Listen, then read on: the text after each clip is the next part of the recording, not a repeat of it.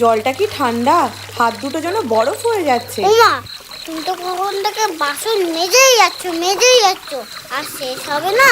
তোর পড়া হয়ে গেছে? ওমা শোনো, আমি এবার থেকে পড়াশোনা করবো না, আমি তোমার হাতে হাতে কাজ করে দেবো। তুই পড়াশোনা না করে এই সব কাজ করলে বড় হতে পারবি তো? তোমাকেও তো পড়াশোনা করতে দেখি না, তুমিও তো কত বড় হয়ে গেছো কাজ করতে করতে। আমিও তাহলে এই কাজ করতে করতে বড় হয়ে যাব।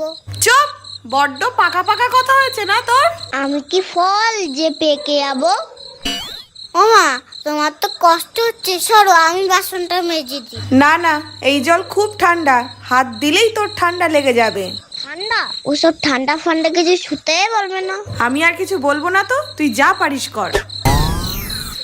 ও মামা, হাত মোজাটা কি পরে ধোবো নাকি খুলতে হবে? হাত মোজা পরে কি কেউ বাসন ধোয়?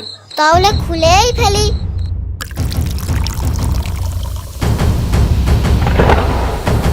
ওরে বাবা, মা, এই কি ঠান্ডা! এই ভাই, কি হলো? দেখবি কি হলো? এবার বুঝতে পারছিস তো? কি ঠান্ডা!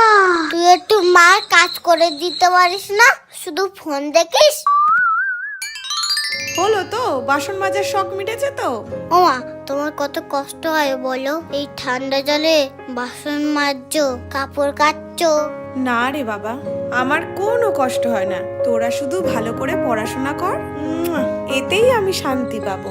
এই পড়াশুনো দেখছি তো পিছনই ছাড়বে না, আবার সেই পড়াশুনো করতে হবে, দুধ ভাল লাগে না।